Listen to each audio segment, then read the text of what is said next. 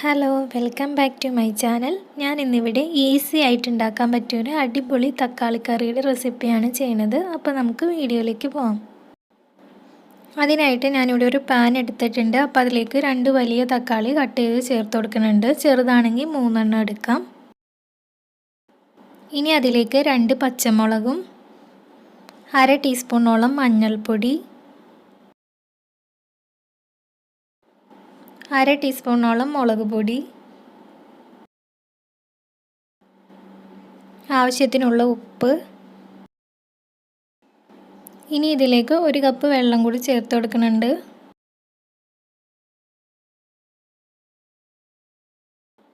ഇനി ഇതെല്ലാം കൂടി നന്നായിട്ടൊന്ന് മിക്സ് ചെയ്തതിന് ശേഷം ഇതൊന്ന് അടച്ചു വെച്ച് വേവിച്ചെടുക്കണം. തക്കാളിയൊക്കെ നന്നായിട്ടൊന്ന് വെന്ത് വന്ന വരെ ഒന്ന് അടച്ചു വെച്ച് വേവിച്ചെടുക്കാം. ഇനി ഇതിലേക്കുള്ള അരപ്പ് റെഡിയാക്കി എടുക്കണം. അപ്പോൾ അതിന് വേണ്ടി ഞാനിവിടെ ഒരു മിക്സിയുടെ ജാർ എടുത്തിട്ടുണ്ട്. അപ്പോൾ അതിലേക്കൊരു 1/2 കപ്പ് തേങ്ങ ഇട്ട് കൊടുക്കാം. ഇനി അതിലേക്ക് ആവശ്യത്തിനുള്ള വെള്ളം കൂടി ചേർത്തിട്ട് ഈ തേങ്ങ നല്ല പോലെ ഒന്ന് അരച്ചെടുക്കണം.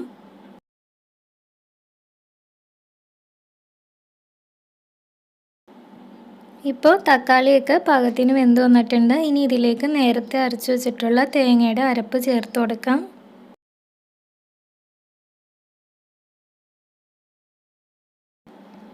ഇനി അതിലേക്ക് കുറച്ച് വെള്ളം കൂടി ചേർത്ത് കൊടുക്കുന്നുണ്ട്.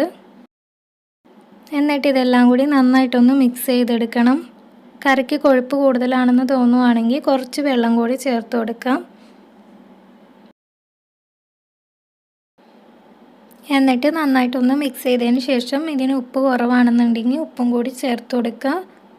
എന്നിട്ട് നന്നായിട്ടൊന്ന് ഇളക്കി കൊടുക്കാം. ഇനി കറി തിളച്ച് വരേണ്ട ആവശ്യമില്ല. കറി ജസ്റ്റ് ഒന്ന് തിളച്ച് തുടങ്ങുന്ന ടൈമിൽ തന്നെ നമുക്ക് ഗ്യാസ് ഓഫ് ചെയ്യാം. ഇനി ഇതൊന്ന് താളിച്ചെടുക്കണം. അപ്പോൾ അതിന് വേണ്ടി ഞാനിവിടെ ഒരു പാൻ എടുത്തിട്ടുണ്ട്. അപ്പോൾ അതിലേക്ക് വെളിച്ചെണ്ണ ഒഴിച്ചു കൊടുക്കാം. ഇനി അതിലേക്ക് കുറച്ച് കടുക് ഇട്ട് കൊടുക്കാം. അതൊന്ന് പൊട്ടി വന്ന് കഴിയുമ്പോൾ അതിലേക്ക് 1-2 വറ്റൽമുളക് കട്ട് ചെയ്ത് ഇട്ട് കൊടുക്കുക. ഇനി അതിലേക്ക് കുറച്ച് കറിവേപ്പില കൂടി ഇട്ട് കൊടുക്കാം. ഇനി അതിലേക്കൊരു 4-5 ചെറിയ ഉള്ളി ചെറുതായിട്ട് കട്ട് ചെയ്ത് ചേർത്ത് കൊടുക്കുക. എന്നിട്ട് ഇതെല്ലാം കൂടി നന്നായിട്ടൊന്ന് മൂപ്പിച്ചെടുക്കണം. ചെറിയ ഉള്ളിയുടെ ആ ഒരു ഫ്ലേവർ കറിക്ക് നല്ലൊരു ടേസ്റ്റ് ഉണ്ടാവും. അപ്പോൾ ഇതെല്ലാം ഒന്ന് മൂത്ത് വന്നിട്ടുണ്ട്. ഇനി ഇത് നമുക്ക് നേരത്തെ റെഡിയാക്കി വെച്ചിട്ടുള്ള കറിയിലേക്ക് ചേർത്ത് കൊടുക്കാം.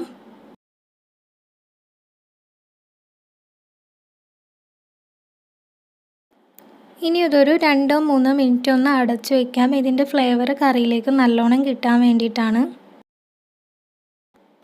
ഇനി ഇത് തുറന്നിട്ട് നന്നായിട്ടൊന്ന് ഇളക്കി കൊടുക്കാം. ഇപ്പോൾ നമ്മുടെ തക്കാളി കറി റെഡി ആയിട്ടുണ്ട്. നമ്മുടെ വീടുകളിലൊക്കെ എപ്പോഴും ഉണ്ടാകുന്ന ഇൻഗ്രീഡിയൻസ് വെച്ചിട്ട് വളരെ എളുപ്പത്തിൽ റെഡിയാക്കി എടുക്കാൻ പറ്റുന്ന തക്കാളി കറിയാണ്. അപ്പോൾ എല്ലാവരും ഒന്ന് ട്രൈ ചെയ്ത് നോക്കുക. എൻ്റെ വീഡിയോ ഇഷ്ടമാവുകയാണെങ്കിൽ ലൈക്ക് ചെയ്യാനും പുതിയ വ്യൂവേഴ്സ് ആണെങ്കിൽ സബ്സ്ക്രൈബ് ചെയ്യാനും മറക്കരുതേ.